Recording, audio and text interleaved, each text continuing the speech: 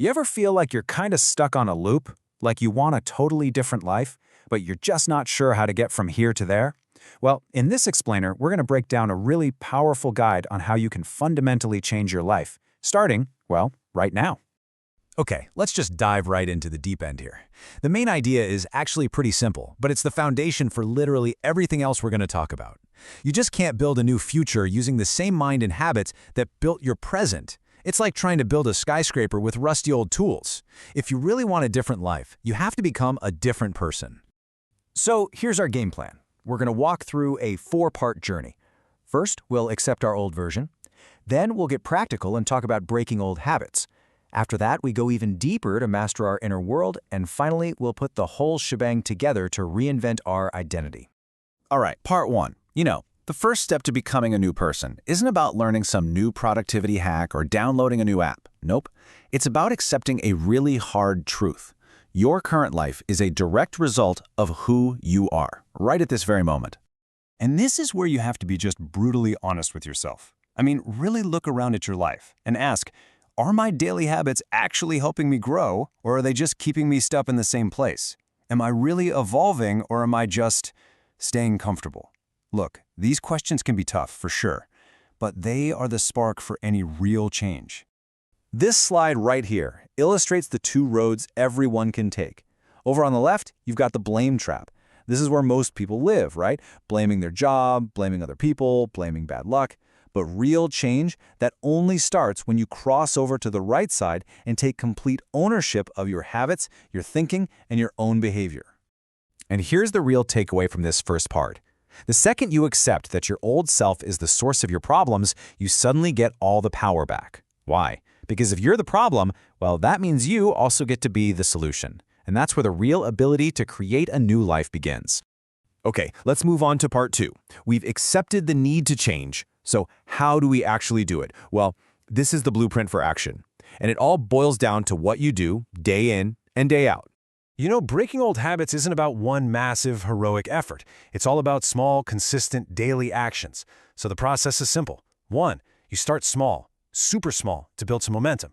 2, instead of just trying to stop a bad habit, you replace it with a better one. And 3, you have to control your environment. You make the good habits easy and the bad ones hard to do. This quote, this one reveals a hidden force that most of us completely underestimate. Your surroundings, the people you hang out with, the apps on your phone, the food in your kitchen, they are all constantly shaping your behavior. It's like an invisible current. If your environment is set up for distraction, guess what? You're going to get distracted. Which brings us to this really critical point. Motivation is a feeling. It's awesome, but it's temporary. It's like the spark that starts the fire. Great for getting things going. But discipline, that's the wood that keeps the fire burning. It's consistent, it's about your purpose, and it means doing the work even on the days you really don't feel like it. So we've covered what you do on the outside. Now for part 3, we've got to turn inward. It's time to talk about mastering the control room for everything in your life, your mindset. Think of your mindset as the operating system on your computer.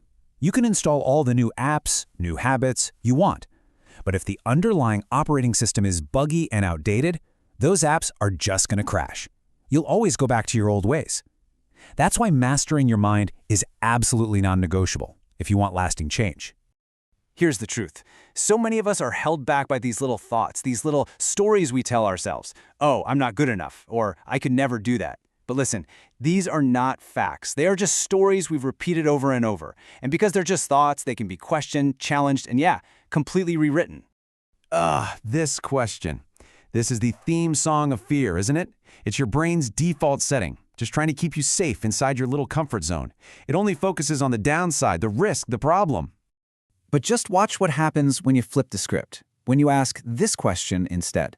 Your mind immediately shifts from looking for problems to searching for solutions. It is such a simple change in wording, but it totally transforms your internal world and opens up a universe of new possibilities.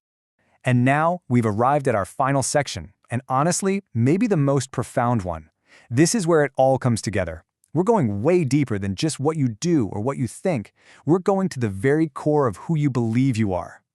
This right here is the ultimate secret. Your identity runs the show.